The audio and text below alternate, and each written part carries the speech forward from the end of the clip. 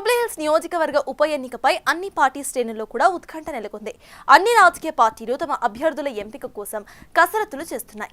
ఎలాగైనా తమ సిట్టింగ్ స్థానాన్ని తిరిగి కైవసం చేసుకోవాలని సన్నాహాలు కూడా మొదలుపెట్టిన గులాబీ పార్టీ ఇప్పటికే మాగంటి సునీతను అభ్యర్థిగా ఖరారు చేసింది.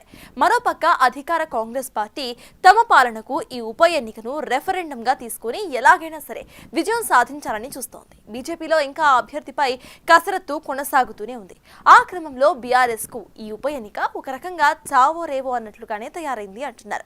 అసలు గులాబీ పార్టీని అంత టెన్షన్ పెడుతున్న ఆ అంశాలేంటి? గ్రేటర్ హైదరాబాద్లో అత్యంత కాస్ట్లీ నియోజకవర్గంగా పేరున్న జూబ్లీహిల్స్ అసెంబ్లీ స్థానానికి త్వరలోనే ఉప ఎన్నిక జరగనుంది. దీనికి సంబంధించి తాజాగా ప్రధాన ప్రతిపక్షం బీఆర్ఎస్ కీలక నిర్ణయం తీసుకుంది. గులాబీ పార్టీ జూబ్లీహిల్స్ నియోజకవర్గ దివంగత ఎమ్మెల్యే మాగంటి గోపీనాథ్ సతీమణి సునీతకే టికెట్ కన్ఫర్మ్ చేసింది. ఈ టికెట్ ను మాగంటి సునీతకు కేటాయించి ప్రచారం కూడా మొదలుపెట్టింది. ఈ ఏడాది జూన్లో నియోజకవర్గం ఎమ్మెల్యే మాగంటి గోపీనాథ్ అకాల మరణం చెందారు. దీంతో ఉప ఎన్నిక అనివార్యంగా మారింది. ఈ క్రమంలోనే గోపీనాథ్ సతీమణి సునీతకు బీఆర్ఎస్ టికెట్ కన్ఫర్మ్ చేసింది. జూబ్లీహిల్స్ ఎన్నికల్లో 2023లో మాగంటి గోపీనాథ్ బీఆర్ఎస్ తరపున రెండోసారి, అంతకుముందు టీడీపీ నుంచి ఒకసారి, మొత్తం 3 సార్లు వరుసగా విజయం సాధించారు. దాంతో ఈ సీట్ను ఎట్టి పరిస్థితుల్లోనూ నిలబెట్టుకోవటం ద్వారా బీఆర్ఎస్ రాజకీయంగా పట్టు నిలుపుకునేందుకు గట్టిగా ప్రయత్నిస్తోంది. ఈ క్రమంలోనే తొలుత మాగంటి కుమారుడికి టికెట్ ఇవ్వాలని అనుకున్న సానుభూతి, మహిళా సెంటిమెంట్ రెండూ కలిసి వస్తాయని భావించే బీఆర్ఎస్ అధినేత కేసీఆర్ సునీతకు టికెట్ కన్ఫర్మ్ చేశారని చర్చ నడుస్తోంది.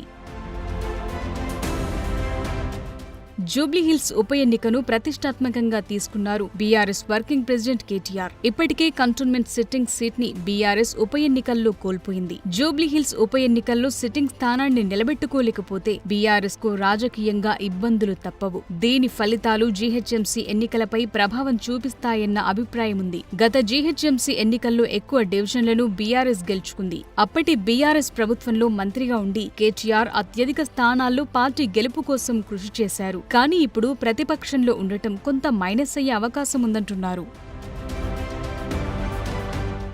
ఇదే కాకుండా గ్రేటర్ పరిధిలో ఉన్న మెజార్టీ ఎమ్మెల్యే స్థానాలను గులాబీ పార్టీ గెలుచుకున్న కొంతమంది ఎమ్మెల్యేలు మాత్రం బీఆర్ఎస్ కు దూరంగా ఉంటున్నారు. ఆ నియోజకవర్గాల్లో పార్టీ పరంగా కొంత స్తబ్దత నెలకొంది. దీంతో కేటీఆర్ కు జూబ్లీహిల్స్ ఉప ఎన్నికతో పాటు జీహెచ్ఎంసీ ఎన్నికలు కూడా సవాల్గా మారబోతున్నాయి. జూబ్లీహిల్స్ ఉప ఎన్నిక రిజల్ట్ ప్రభావం జీహెచ్ఎంసీ ఎన్నికలపై కూడా పడనున్న నేపథ్యంలో ఎట్టి పరిస్థితుల్లో ఉప ఎన్నికల్లో విజయం సాధించేలా తీవ్రంగా శ్రమిస్తున్నారట. జూబ్లీహిల్స్ లో ఎక్కువ శాతం ఉన్న మైనార్టీ ఓటర్లు ఎవరికి మద్దతుంటే వారే విజయం సాధించే అవకాశాలు కనిపిస్తున్నాయి. దీంతో మైనార్టీలను మెప్పించేందుకు గులాబీ పార్టీ సన్నాహాలు చేస్తోంది. ప్రభుత్వ వైఫల్యాలను ప్రజల్లోకి తీసుకువెళ్లేలా కార్యాచరణ మొదలుపెట్టింది.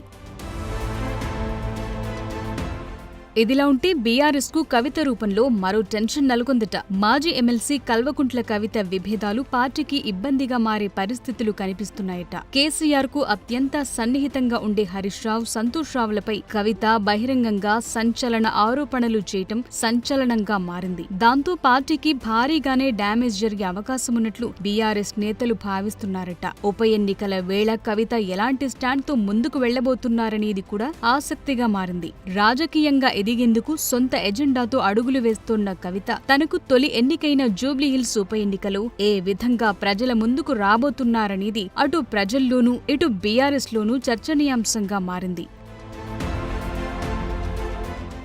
రసవత్తరంగా మారనున్న జూబ్లీహిల్స్ ఉప ఎన్నికల్లో బీఆర్ఎస్ ఎలాంటి వ్యూహంతో ముందుకు వెళ్లబోతుందనేది హాట్ టాపిక్ గా మారింది. సింపతితో ముందుకు వెళుతోన్న బీఆర్ఎస్ ను జూబ్లీహిల్స్ ఓటర్లు మళ్లీ గెలిపిస్తారా లేదా అనేది చూడాలి.